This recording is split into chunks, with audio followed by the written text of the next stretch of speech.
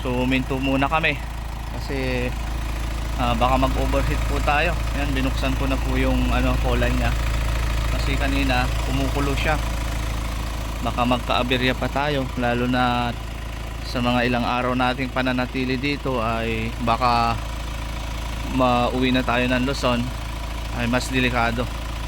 Nandito tayo ngayon mga kababayan sa bundok.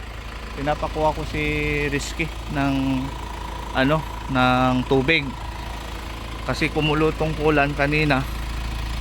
So yun, buhusan naman namin ng pansamantalang tubig para mag cool down po siya, para madala po namin sa Kidapawan at doon na po namin ipapacheck. Tapos mga kababayan, kung mapapansin nyo, tuyong tuyo po yung sa niya, sa aircon nya. So wala pong preyon kasi dapat kung may preyon po ito, basa po ito. Yan na po si Kuya Rizky, nag-igib po siya ng tubig pansamantala po mga kababayan, na gagawan po natin ng paraan ito kasi hindi pwedeng tumagal tayo dito, wala naman tayo kilala dito sa taas ng bundok. Kuya Rizky, pahawak na ito at bubuhusan na natin ng tubig. Kababayan, pansamantala na bubuhusan na lang natin yung tubig yung sa kolan niya para lang mag cool down. Kasi kung titignan nyo yung mga hose nya mga kababayan, sobrang init. At bukas namin kanina nag-evaporate, sobrang init. Kaya ito pansamantala, baka mag cool down, madala natin sa Kidapawan. Maghanap na lang po tayo ng Ford po doon. Yan po yung kaganapan po natin ngayon mga kababayan. Naaberya po tayo dito sa taas ng bundok dahil siyempre araw-araw na akyatan, bumigay. Pero salamat mga kababayan sa Panginoon, hindi pa rin tayo pinabayaan. Hindi naman po tumirik yung makina natin. Ito, nakaandar pa siya. Hindi pwedeng ipilit kasi na-warning siya sa engine ang kulan na nag-temperature, siya, tumaas yung temperature niya. Ito, nauna na sila Daddy Frankie doon, pero alam naman nila yung nangyari. Kaya naiwan kami ni Rizky at kami naman yung magdadala sa Kidapawan. Umusok. Umuusok talaga mga kababayan. Boss, ito umusok dito. Umuusok talaga kasi sa init. Kaya ito, pansamantala na pinapalamig namin yung niya. Pero ito mga kababayan, hindi na pwedeng gamitin yung cola niya kasi galing sa kulo. Kaya papalitan na rin natin. At the same time yung po natin, yung aircon po natin sobrang init. Isa din po yan na naka-apekto na natin dito sa pagtaas ng temperature. Palalagyan na rin po natin pansamantala ng preyon.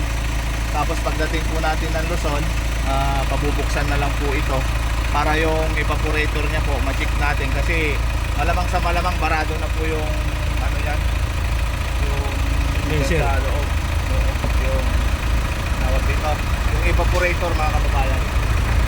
Alam niyo yan sa mga may mga sasakyan, alam niyo yung cause ng walang aircon, biglang nawawalan ng lamig.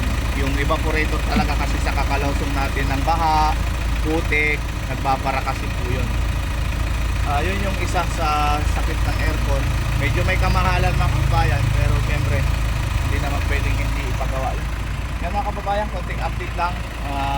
Ito, palalabingin lang namin, i-call down namin at sasamahan ko si Rizky sa Kidapawan. Kuya Rizky, ano masasabi natin? Medyo nagka-aberya tayo ngayon. Kaya nga, buti na lang yung sasakyan na to may warning doon sa dashboard.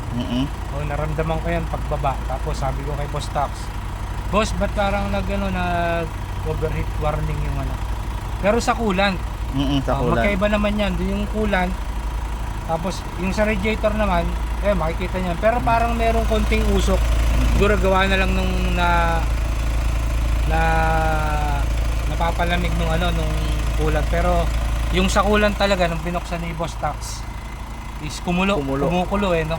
Pag idiretso natin kasi yung sabog kaya nga, so sa yun init. salamat pa rin sa Diyos kasi at least naagapan, hindi yung nakita niyo naman yung kalsadang yan, akitin namin, oh.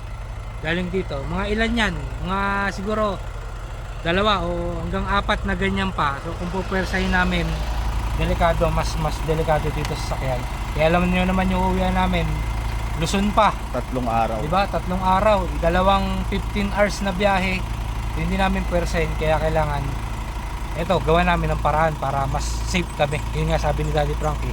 Kaya yung sa mission na to, yung araw na to, hinati kami, dalawa kami ni Boss Tax, kasama namin si Kuya Edison, naantay lang namin. At sila na muna yung nag-assist dun sa bibigyan ng ano, tulong. Actually, tatlo yung subject namin ngayong araw na to. Baka kami ni Boss Tax hindi na makasama kasi importante itong sasakyan magawa ngayong araw. Kasi the few days, mga siguro 3 araw pa kami rito, mabalik na kami ng ano, Luzon. Going back to Luzon na So tayo. by land yung takbo namin, so kailangan preparado pa rin itong sasakyan pabalik ng Manila. Yun mga kababayan, no? Ito lang yung update sa ngayon.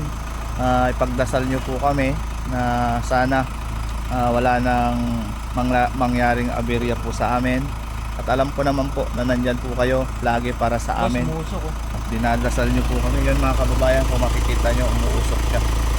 Napansin nyo po ba? Init po yan. So kailangan lang. Patayin mo muna yung makina. Ano mga kababayan, ito konting update lang po sa inyo para alam nyo din yung nangyayari po sa amin. Kahit saang lupalop dito naman sa kabundukan ng Cotabato, alam nyo naman yan sa mga tribo-tribo. At sabi na nga ni Daddy Frankie, hanggat kayang puntahan pupuntahan natin, makatulong lang si Daddy Frankie at ng bunting.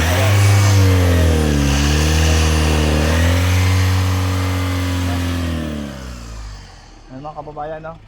Maraming salamat pa rin sa ating mahal na Panginoon at ito lang yung nangyari sa atin. Pero ngayon, okay na siya. Didrain na lang natin yung cola niya. Palitan na lang po natin.